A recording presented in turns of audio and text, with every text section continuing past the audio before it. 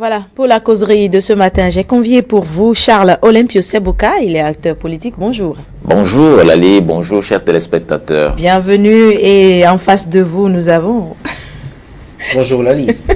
Kader Achirou, voilà. Bonjour Kader, oui je sais bien, mais c'est votre tête qui me fait rire. Bonjour Kader. Oui, bonjour. Très bonjour. Habitué à ce plateau, voilà, vous êtes journaliste à ESAE TV. Merci d'être venu. Et ce matin, nous allons porter un regard sur les réformes politiques ici au Bénin. Pendant un an, au cours de cette année 2019, le gouvernement a engagé beaucoup de réformes. Kader Achirou, si on vous demandait de les énumérer, quelles sont ces réformes-là qui vous ont marqué au cours de cette année 2019? Sur le plan politique, bien sûr. Sur le plan politique, oui. Nous avons la réforme portant charte des partis politiques. Nous avons le code électoral, qui sont des réformes majeures qui sont venues révolutionner un peu le paysage politique en permettant quand même aux jeunes de pouvoir s'afficher et en permettant également aux vieux qui sont là, toujours là, et qui ne sont pas prêts à partir, à penser à leur retraite. C'est pour dire qu'il y a eu des dispositions qui ont été introduites dans les différentes législations afin de permettre non seulement un rajeunissement de cette classe politique, mais également lui permettre d'être beaucoup plus fort et d'être beaucoup plus indépendant en ce qui concerne ses idéaux, en ce qui concerne sa philosophie, en ce qui concerne ses activités. Et donc, c'est dans cette optique que, au nombre de ces réformes, il y a eu également une loi portant financement des partis politiques qui permettra à ces formations politiques non seulement de jouir de leur autonomie, mais également de pouvoir mener des activités sans être tenus en laisse par des acteurs opérateurs économiques. N'oubliez pas que pendant longtemps, au Bénin, nos partis politiques étaient à la solde d'opérateurs économiques qui, parce qu'ils y mettaient de l'argent, était en quelque sorte celui qui ou ceux qui décidaient de la destinée de cette formation politique. Il y avait le pouvoir économique qui était l'opérateur économique, le pouvoir politique et intellectuel que représentait le président directeur général du parti politique. Et donc c'était les deux qui se mettaient ensemble pour décider de ce qui devait être fait. Mais désormais au sein des partis politiques, nous avons désormais une sorte de démocratie où ce n'est plus celui qui est président qui veut, qui peut désigner qu'il veut sur une liste, non, mais les choses se passent de manière plus démocratique, c'est plus clair, plus, je dirais, plus orthodoxe, afin de permettre quand même à ceux qui ont une véritable popularité à la base de pouvoir représenter leur population, de permettre à ce que une formation politique ne soit plus, comme je disais tout à l'heure, à la solde d'un groupuscule d'individus qui, parce qu'ils sont nantis, parce qu'ils sont opérateurs économiques, se servent des acquis ou des attributs de ce parti politique pour marchander leur soit mouvance ou leur opposition et dans une dynamique de pouvoir faire du chantage au pouvoir afin de pouvoir quémander les marchés publics. Je crois que tout cela a été assaini et ça permet quand même à la classe politique quand même de pouvoir voir clair et de savoir qui sont véritablement acteurs politiques, qui sont les plaisantins politiques, qui sont les folkloriques politiques. Parce que n'oubliez pas qu'il y en a qui sont dans l'arène, non pas pour être élu, mais juste pour essayer de dire ne m'oubliez pas, j'existe également. C'est vrai, on reviendra sur les impacts de ces réformes sur la vie politique ici au Bénin. Charles Olympio Sebouka, même question, si on vous demande quelles sont les réformes politiques qui vous ont marqué au cours de cette année 2019, vous répondez quoi? Bon, madame la journaliste, vous savez, mon vis-à-vis Kader Achirou est allé sur les principaux points et les principales décisions que le gouvernement en place est prise pour que aujourd'hui nous puissions parler avec humilité et respect qu'il y a eu d'avancées en matière de réforme politique. Oui, le vote du nouveau code électoral et la charte des partis sont ces deux grandes réformes politiques qui permettent aujourd'hui au paysage politique national de se retrouver beaucoup plus à l'aise. C'est à travers ces deux grands points que nous pourrons dire que le Bénin désormais a accordé une place d'honneur à la femme.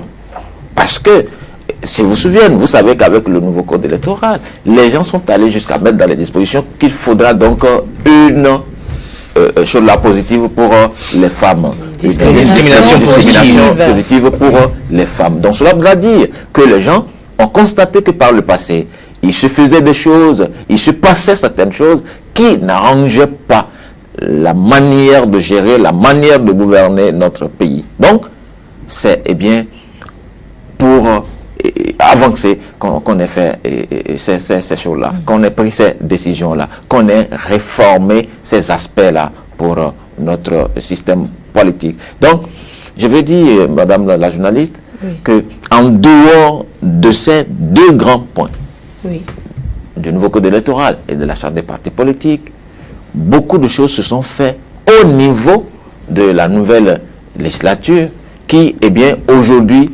permet au peuple béninois entier de savoir que du désordre, de la récréation que nous vivions par le passé n'est plus d'actualité et qu'il faut désormais un paysage politique ascerné avec des responsables de partis bien connus, bien disciplinés, puisque, comme l'a dit tantôt M. Achirou, des moyens mis à leur disposition pour l'animation de leur formation politique, de l'activité politique, et puis de l'organisation au niveau de leur formation politique. Donc, on mettra désormais au devant de chaque formation politique des gens capables d'organiser une idéologie, une philosophie pour que le Bénin se trouve désormais au Conseil des grandes nations du monde. Voilà un peu ce à quoi nous sommes tous aujourd'hui. Voilà. Kader Achirou, au regard de tous ces points déjà énumérés, est-ce que cela a eu un impact sur la vie politique même du pays? Il y a eu un impact et l'impact est assez visible. Le premier impact, ce sont les difficultés aux différents acteurs de la classe politique à pouvoir se mettre au pas, à pouvoir s'actualiser. Vous savez, les habitudes de la peau dure, et donc étant confortés dans leurs sales habitudes qui étaient perçues parfois comme un complot au dos des populations, des pauvres populations, ils n'arrivaient pas à concevoir qu'ils puissent avoir des dispositions qui puissent soit exclure certaines personnes ou peut-être exclure à dessein pour de bonnes causes quand même, parce que vous n'êtes pas sans savoir également que au nombre de ces réformes, quand on parle de réformes politiques, n'oubliez pas que dans la nouvelle constitution également, il y a une disposition politique qui a été introduite où les députés ne pourront plus faire plus de 3 mandats. Et donc, déjà, avant même l'introduction de cette réforme, nous avons constaté qu'il y avait un certain nombre d'acteurs politiques qui ont eu à faire plus de 4-5 législatures et qui n'ont pas pu être présents aux dernières législatives. Ça a été douloureux, hargneux pour certains, ça n'a pas été du tout pénible pour d'autres, mais c'était ce qu'il fallait faire. Et ce que les uns et les autres ne comprennent pas dans la démarche du président Patrice Talon, c'est que tout de suite, on arrive tout de suite à percevoir les impacts. C'est pour la première fois d'ailleurs au Bénin que nous voyons un exécutif, pour ne pas dire un pouvoir en place, qui opère des réformes mais qui ne se soucie pas de qui seront ceux qui seront impactés véritablement. C'est-à-dire quoi? Je vais m'expliquer, sinon ils peuvent mal comprendre. C'est pour dire quoi? C'est que parfois les réformes touchent à la fois les partisans et ceux qui ne sont pas partisans. Parce que au nombre des réformes politiques qui ont été mises en œuvre aux entreprises par l'exécutif actuellement, il y en a de ces partisans du pouvoir qui sont laissés sur les carreaux. Et on n'en parle pas. Mais c'est le contraire qui est dit.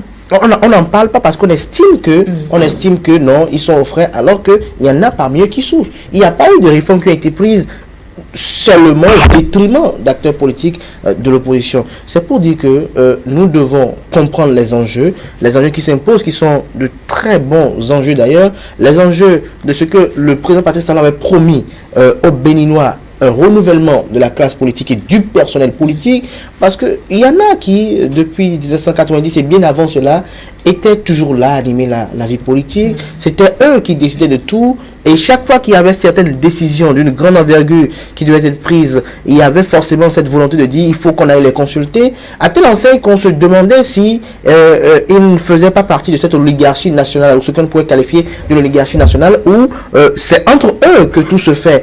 Ils ne s'entendent pas, mais dès qu'il s'agit de questions d'intérêt, ils arrivent tout de suite à se retrouver, à s'acoquiner, à s'embrasser pour non d'une démocratie. Une démocratie parfois que qualifie parfois de fallacieuse, et estime que, bon, on s'est retrouvé, on fait la paix des braves, sans dire aux véritables populations l'intérêt qui a motivé les uns les autres à faire cette paix. Et donc, conscient de tout cela aujourd'hui, Patrice Talon n'étant pas acteur politique, acteur économique, mais de loin de sa posture, il a eu à observer comment se passait la politique au Bénin. Il a vu que ce n'était pas bien, il fallait réorganiser. Et cela a été réorganisé, et cela est non seulement pour le bonheur des acteurs politiques eux-mêmes, mais également pour le bonheur de la jeune génération, des militantes et militants à la base qui aspirent un jour, eux également, à diriger, c'est-à-dire aspirent un jour également à occuper des postes de responsabilité. Et grâce aux différentes réformes qui ont été entreprises, Madame Oulali, permettez-moi de faire observer aux téléspectateurs que pour la première fois en 2021, nous aurons un président de la République qui sera issu d'un parti politique. C'est une initiative saluable, c'est une initiative salvatrice plutôt, parce que depuis 1990, on n'a jamais eu un président de la République issu d'un parti politique. Le président Bouniaï, on sait d'où il venait. Le président Patrice Talon, on sait d'où il venait. C'est pour dire que si quelqu'un qui n'est pas acteur politique et qui est venu faire des actions au profit des acteurs politiques, il faut quand même le reconnaître cela et espérer que les années à venir, ces réformes-là puissent se poursuivre. Vous parlez d'impact tout à l'heure, je vous dirais que ces impacts-là ont été les difficultés des acteurs politiques à pouvoir se mettre au pas lors des élections législatives de 2019. Ils sont tous d'accord entre acteurs politiques, qu'on soit de la mouvance ou de l'opposition, que lors d'élections, il y a toujours des candidatures fantaisistes et qu'il fallait trouver un mécanisme pour revoir les choses afin de filtrer les dites candidatures. Ils sont tous unanimes sur le fait que, en ce qui concerne les élections, il faut désormais que viennent aux élections les partis politiques d'envergure nationale et qu'il n'y ait plus de micro-partis, qu'il n'y ait plus de clubs électoraux, qu'il n'y ait plus d'associations d'acteurs se disant politiques qui viennent se présenter aux dites échéances électorales. Et donc, c'est par rapport à cela que des acteurs politiques représentés à l'Assemblée nationale, élus régulièrement, ont pris des dispositions, ont voté une loi afin de réorganiser cela. Ça a été douloureux pour se conformer. Nous avons pris acte, nous avons noté les différentes observations et cette loi-là a été relue de façon consensuelle à l'issue d'un dialogue politique. C'est pour dire que tout ce qui a été fait, c'est pour le bonheur des acteurs politiques. C'est vrai que c'est pas assez perceptible parce que ça bouscule les habitudes et ça dérange des intérêts. Parce que autrefois, lorsque je suis président d'un parti politique et que dans ma commune, j'arrive à plus ou moins réorganiser au moins les 2/3, je pourrais faire chanter tout candidat. Et ça amenait les leaders de partis politiques, vous les voyez parfois, on est confus dans leur soutien à tel ou tel autre candidat.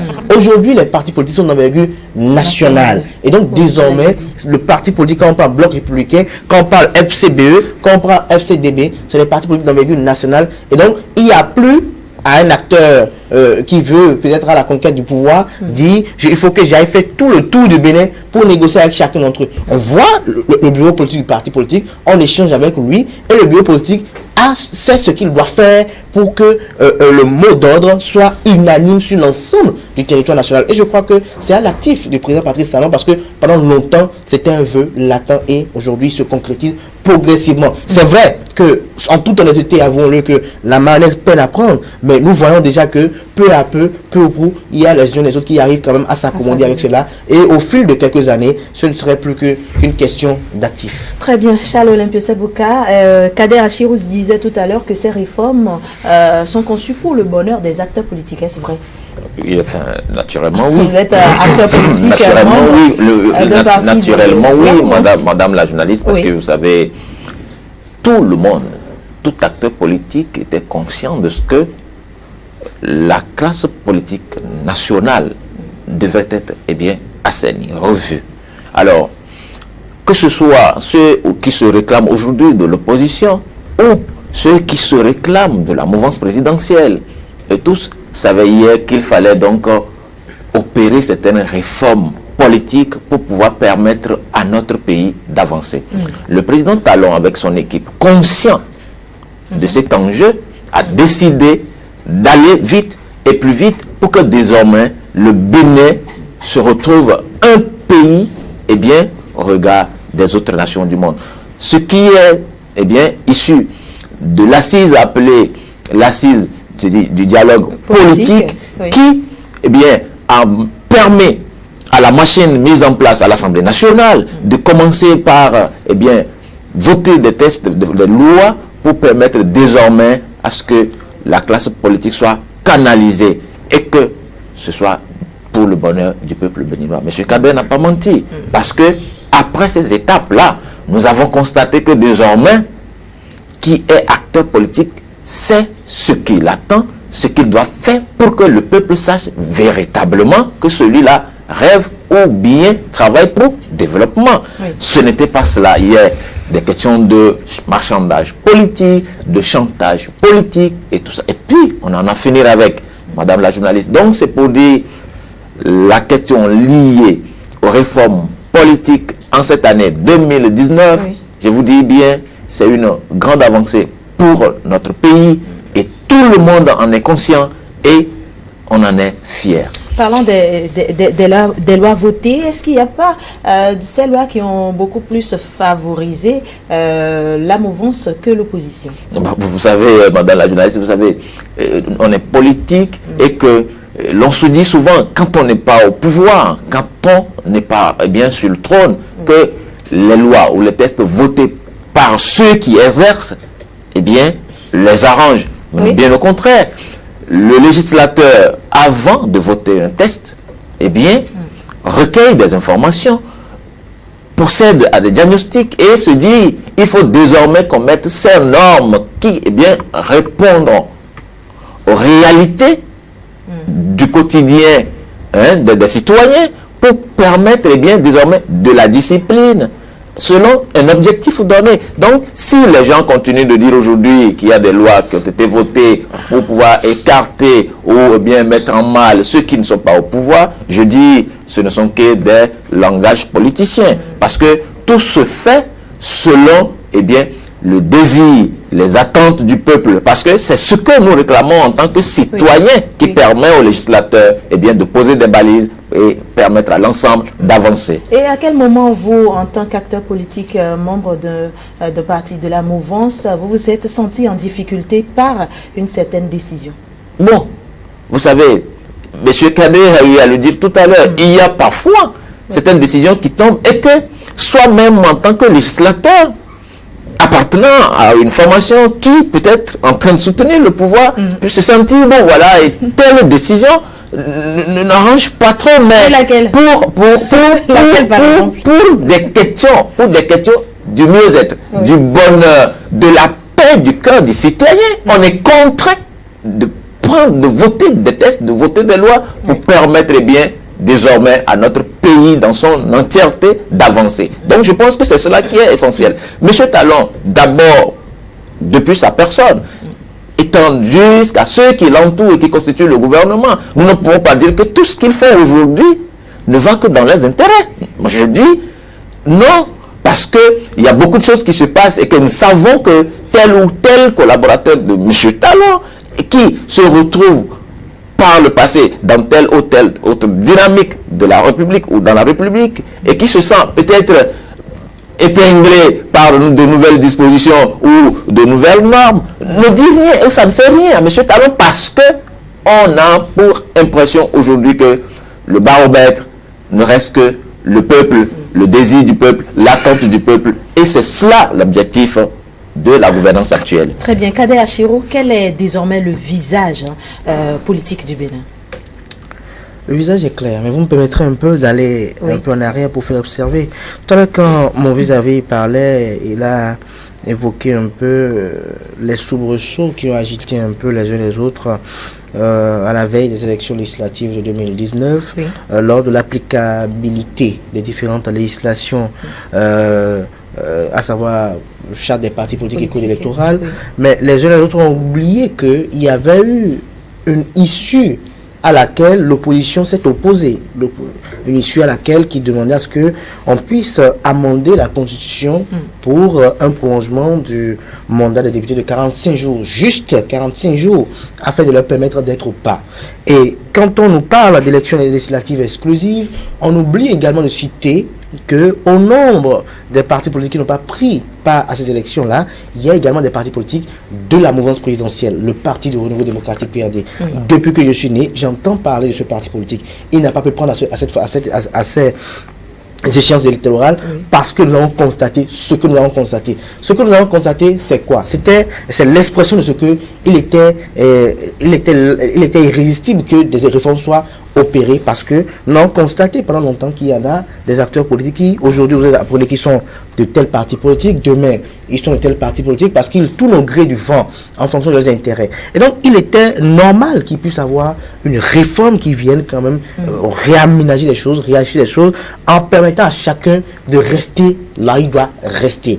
Et donc, c'est en voulant permettre à ce qu'ils puissent avoir des partis politiques forts que nous avons assisté à ces réformes-là. C'est vrai, c'est douloureux pour certains parce qu'ils ne pourront plus marchander comme avant, le business politique ne pourra plus marcher comme autrefois, mais c'est ce qu'il faut désormais pour permettre aux uns et aux autres d'évoluer. Et je crois que c'est pour le bonheur, c'est au profit de la jeune génération. De la jeune génération qui, pendant longtemps, a toujours espéré elle aussi, venir prouver ce dont elle est capable. Ce dont elle est capable. Vous n'êtes pas sans savoir que il y en a depuis des années, ils sont maires, ils sont toujours maires.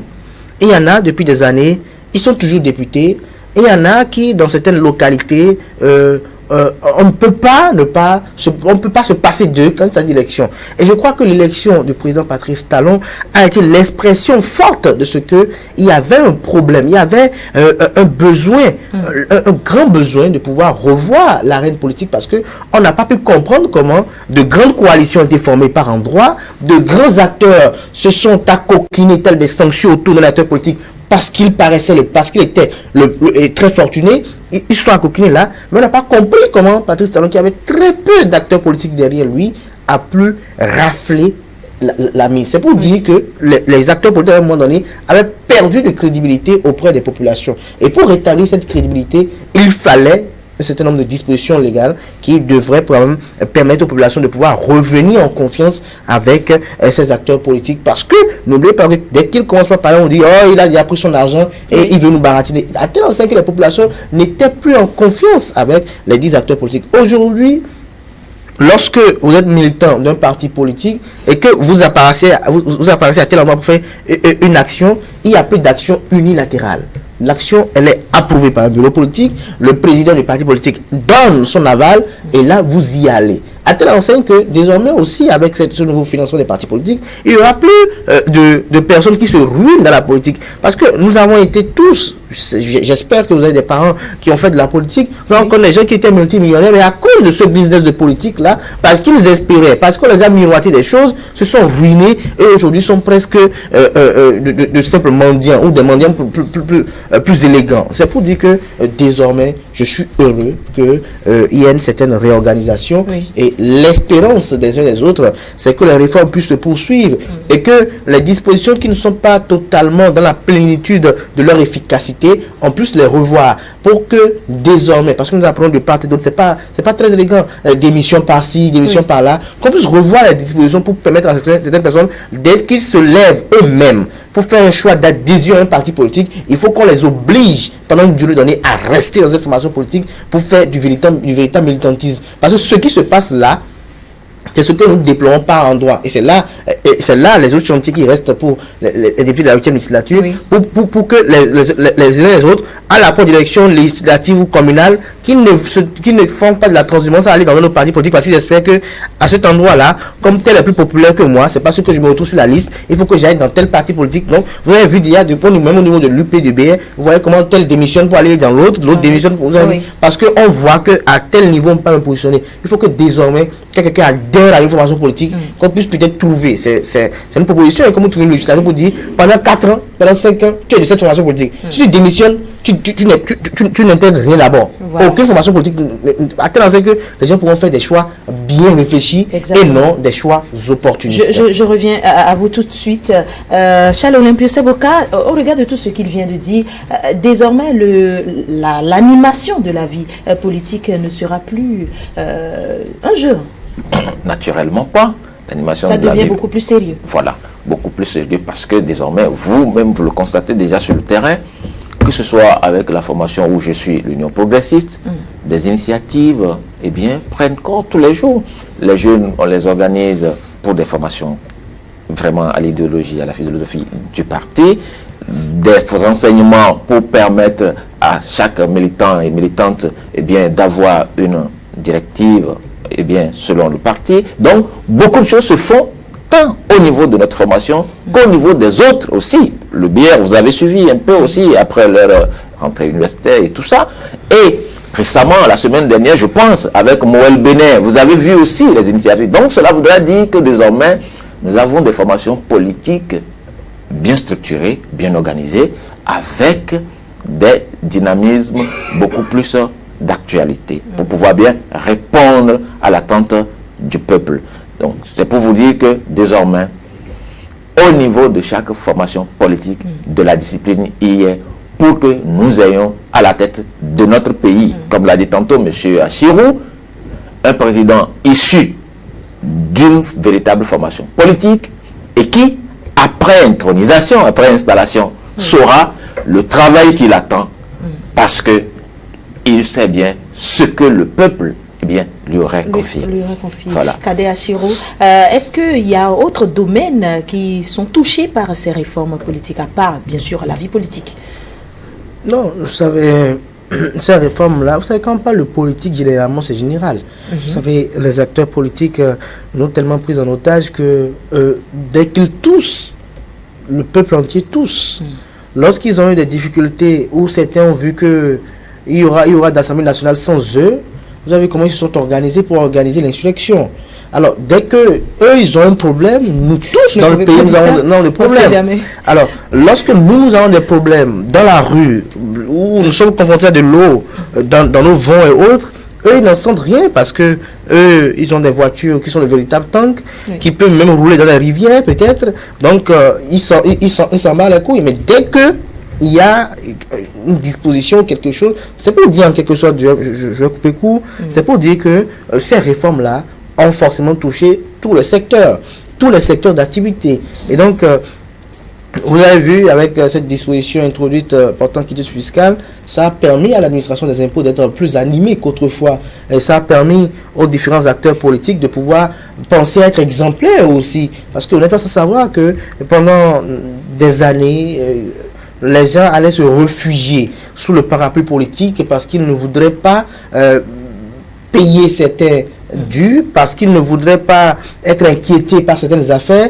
Et je me rappelle très bien de cette célèbre phrase du président Ousmane Matoko qui disait que au Bénin, pendant longtemps, on disait que quelqu'un qui vole un poulet, il va en prison. Mais quelqu'un qui détourne des millions, des milliards, il va au palais des gouverneurs et il dit qu'il devient honorable député. C'était pas bien, d'où le besoin d'attendre d'une cour de répression des infractions économiques et du terrorisme. C'est pour dire que pendant longtemps, il y avait une certaine sorte d'injustice sociale qui aujourd'hui est un peu rétablie. Et je vais peut-être faire une petite digression pour dire que aujourd'hui, je suis très heureux, par exemple, et j'ai eu à le dire la dernière fois sur votre plateau ici, qu'au Bénin, nous puissions avoir désormais des concours nationaux et qu'on ne puisse pas avoir comme rumeur qu'il n'y a que les natifs de telle localité qui seront admis à ce concours. Il y a telle et telle personne qui n'ont pas pris part ni à la composition ni à la formation, mais qui seront présents au jour des attributs, et que même dans le camp de la mouvance présidentielle, ça ça a peur. Ils ont peur parce qu'ils ont la peur de ce que si jamais ils détournent des fonds publics, si jamais ils commettent des erreurs, il n'y aura pas de traitement de faveur. Pendant longtemps, ce n'était pas le cas. Et tout cela, c'est dans les réformes politiques. Parce que n'oubliez pas que pour moi, les gens viennent à la politique parce qu'ils estiment que dès que je deviens directeur d'un institut d'État, je peux détourner tout ce qui est là, je peux prendre ce qui est là. Mais aujourd'hui, c'est plus ça. Vous êtes directeur d'un institut d'État, vous détournez des fonds publics, vous allez répondre. Nous avons vu des cas, je vais citer aucun nom ici, oui, des gens qui étaient de très proches collaborateurs du chef de l'État, mais qui, parce qu'on a appris que l'un non serait impliqué dans telle affaire, on a dit, mettez-les à la disposition de la justice. La justice dispose de... C'est un bel exemple, de lutte contre l'impunité et la mauvaise gouvernance. Et tout cela concourt également aux différentes réformes qui ont été entreprises depuis avril 2016. C'est ça, nous sommes pris par le temps et je vous promets, chers téléspectateurs, que ce n'est pas fini concernant ce sujet, le bilan des réformes politiques ici dans l'année 2019. Nous reviendrons là-dessus sur d'autres émissions spéciales qui seront concoctées pour vous. Merci, chers invités, d'être là ce matin et agréable semaine à vous. Agréable semaine de travail à vous. Kadé Achirou et Charles Olympio Sebouka.